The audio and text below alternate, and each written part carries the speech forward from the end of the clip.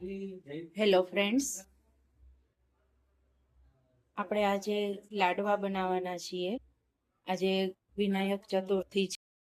Friends, હવે આપણે એમાં છે ને મોણ નાખવાનું છે. હું તેલનું મોણ નાખું છું. આપણે એમાં અડધો કપ જેટલું તેલનું મોણ નાખી દેશું. તેલનું મોણ નાખ્યા પછી આપણે લોટને વ્યવસ્થિત મિક્સ કરવાનો છે.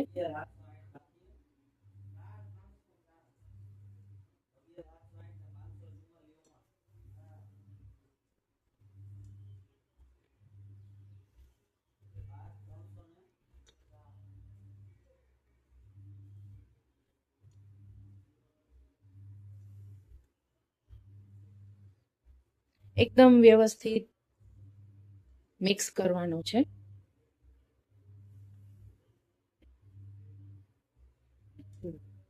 એકદમ સરસ મિક્સ થઈ જાય ને એવી રીતે મિક્સ કરવાનું છે.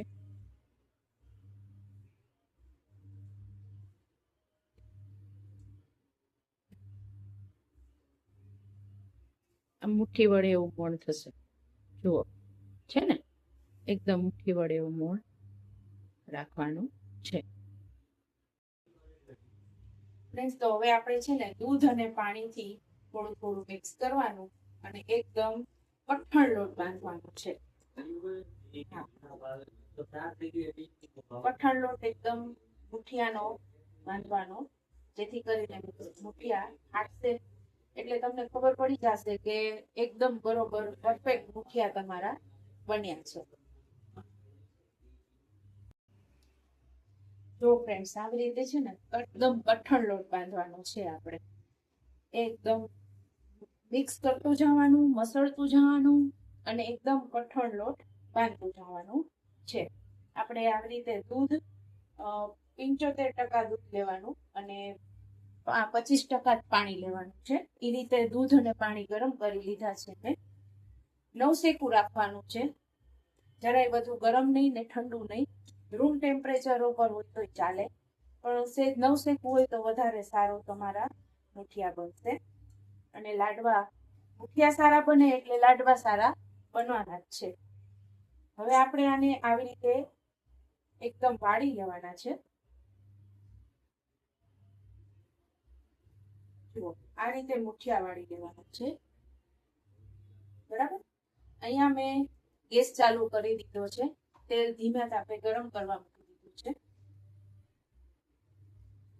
આપણે એકદમ ફ્રેન્ડ્સ મુઠિયા વાળી લેવાના છે. આવી રીતે જુઓ, તમને દેખાય છે? હા, તો ફ્રેન્ડ્સ, આપણે બધા મુઠિયા છે ને રેડી આવી રીતે કરી લીધા છે. જો તમે જોઈ શકો છો, બરોબર. મેં આ પોણી તપેલી જેટલું દૂધ ગરમ કર્યું હતું, એમાં પાણી મિક્સ હતું, આટલું બચ્યું છે. અને આપણા મુઠિયા ફ્રેન્ડ્સ આ રીતે કંઈક બની ગયા છે. બરાબર છે. જુઓ, લોટ જોવો તમે. હવે હું આ તમને ફ્રાય કરીને બતાવું છું. તેલ મેં પહેલાથી કડાઈમાં ગરમ મૂકી દીધું છે. જુઓ,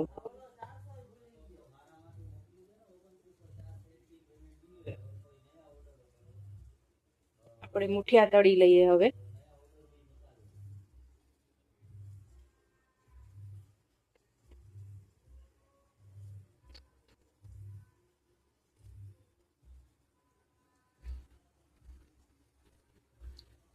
ફ્રેન્ડ્સ, જો આ મુઠિયા તળાઈ રહ્યા છે.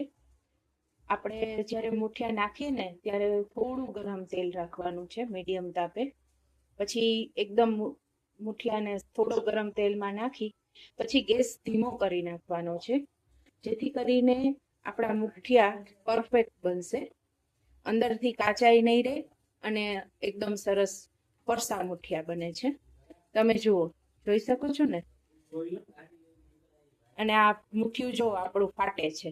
આ મુઠિયું ફાટે છે મીન્સ કે આપણા મુઠિયા પરફેક્ટ છે. દેખાય છે તમને? હવે આને એકદમ લો ફ્લેમ ઉપર આપણે ધીમા તાપે એકદમ સરસ ફ્રાય કરી લેવાના છે, જેથી કરીને આપણો લાડવો એકદમ ફરસો બનશે.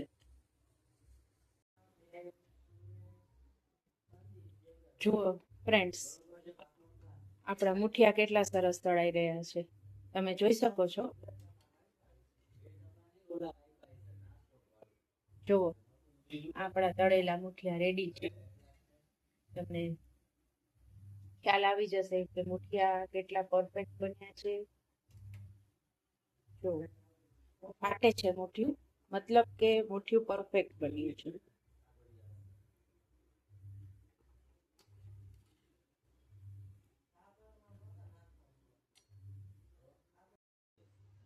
જુઓ ફ્રેન્ડ્સ, મુઠિયા તળાઈ ગયા છે આપણા. ગેસ બંધ કરી દેશું અને આપણે મુઠિયાને બહાર કાઢી લેશું. કમ્પ્લીટ થઈ ગયા છે આપણા મુઠિયા. ગણેશ ચોથ કે વિનાયક ચતુર્થી જે કયો એ આજે પણ બધાના ઘરમાં લાડવા બનતા હોય છે અને બધાને લાડવા ભાવતા પણ હોય છે. એમાં આપણા ગુજરાતીઓને તો લાડવા સૌથી ફેવરિટ હોય છે. લાડવાની સાથે દાળ બહુ ટેસ્ટી લાગે છે. હવે હું તમને છે ને આના થોડો ક્રશ કરીને બતાવું છું. જોઈ લો ફ્રેન્ડ્સ, જે મુઠિયા ઠરી ગયા છે ને એને આપણે ક્રશ કરશું, જેથી કરીને તમને ખ્યાલ આવશે કે મુઠિયા કેવા બન્યા છે.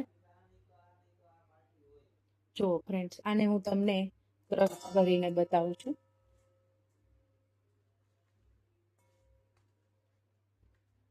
દેખાય છે ને કે આપણા મુઠિયા કેટલા પરફેક્ટ બન્યા છે. જુઓ, દેખાય છે? દેખાય છે ફ્રેન્ડ્સ?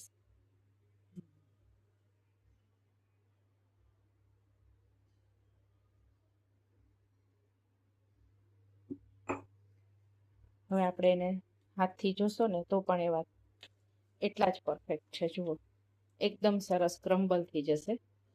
એકદમ સરસ એનું ટેક્સચર આવ્યું છે અને એકદમ સોફ્ટ બન્યા છે. હાથેથી પણ એટલા જ સરસ ક્રશ થશે. ફ્રેન્ડ્સ, આ ભૂકો છે ને એકદમ જુઓ મેં કરી લીધો છે અને હવે એકદમ ઠંડો થઈ ગયો છે. તો હવે આપણે એને મિક્સર જારમાં લઈ અને એને ક્રશ કરી લેશું. એકદમ ક્રશ નથી કરવાનો, એકદમ દરદરો આપણે રાખવાનો છે.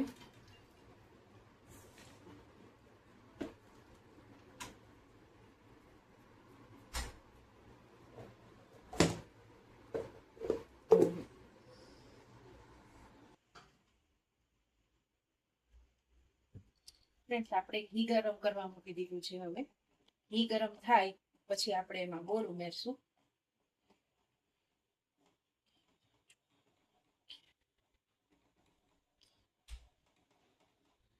ત્યાં સુધીમાં મેં આ છે ને બદામ નાખ્યું છે ડ્રાયફ્રૂટમાં. અમને લોકોને કિસમિસ નથી ભાવતી એટલે ખાલી બદામ જ નાખીએ છીએ. અને એની સાથે એલચી અને જાયફળનો ભૂકો કરીને ચાળણીમાં ક્રશ કરીને નાખ્યો છે, એ આપણે ઉમેરી દઈશું.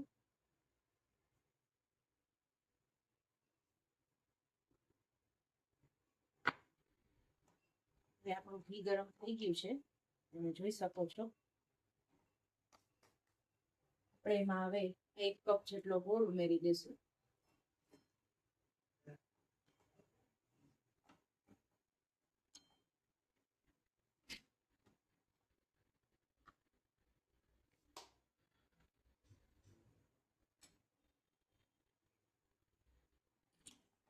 આ ગોળને આપણે પાડી લેવાનું છે. એકદમ આકરો નથી કરવાનો. ગોળ ઓગળી જાય ને ત્યાં સુધી જ આપણે એને ગરમ કરવાનું છે. ગેસ ધીમો રાખવાનો છે ફ્રેન્ડ્સ.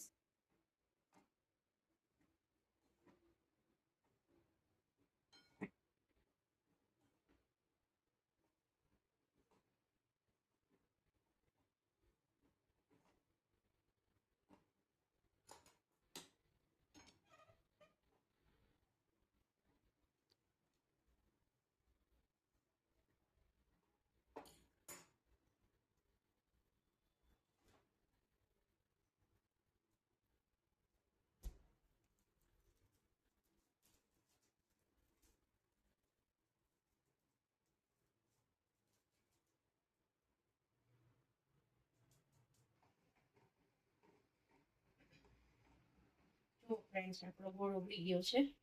થોડો હજી બાકી છે, એને આપણે સહેજ હજી કરવો પડશે. આવી રીતના ન રહેવો જોઈએ. એકદમ સરસ ફ્રાય થઈ જવી જોઈએ અને આ ફૂલીને થોડો ઉપર આવશે. ચાલો જો ફ્રેન્ડ્સ, આવી રીતે આ છે ને ગોળની આવી રીતના પાઈ લેવાની છે. થોડા ફીણ થશે, ઉપર આવશે ગોળ આવી રીતના. એટલે ગોળ કાચોય ન રહે અને વધારે પાકીય ન જાય. એ રીતે ધ્યાન રાખવાનું છે આપણે પાઈ લેતી વખતે. તો હવે આપણે ગેસ બંધ કરી દઈશું અને આ ગોળને અને ઘીના મિશ્રણને આપણે આપણા લાડવાના મિશ્રણમાં એડ કરી દઈશું.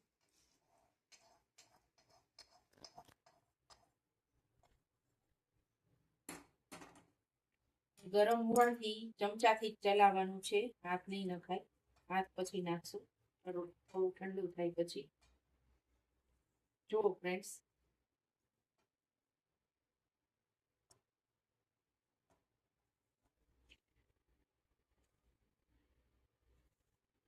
મિક્સચર એકદમ સરસ તૈયાર થયું છે. તમે જોઈ શકો છો ઘી અને ગોળ બંને પરફેક્ટ છે. લાડવા વાળવા માટે નથી હોતું. ઘી હશે તો લાડવો છૂટી જશે. એકદમ આપણો પરફેક્ટ બાઇન્ડ નહીં થાય લાડવો. માટે બેનું માપ પરફેક્ટ રાખવાનું છે. તમે જુઓ છો, જુઓ કેવો લાડવાનું ટેક્સચર છે, જુઓ છે ને. ચાલો તો હવે આપણે આને ધીમે ધીમે વાળી લેશું. ગોળ લાડવા મને ઓલા કરતા રાઉન્ડ શેપમાં વધારે ગમે છે, એટલે હું રાઉન્ડ જ બનાવું છું એવી રીતે.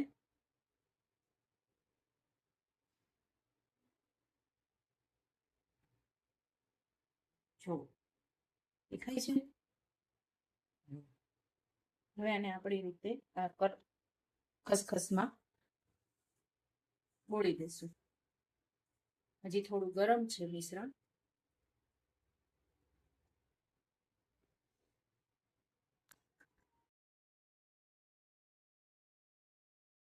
જો ફ્રેન્ડ્સ, આપણા લાડવા બનીને ફાઇનલી તૈયાર થઈ ગયા છે.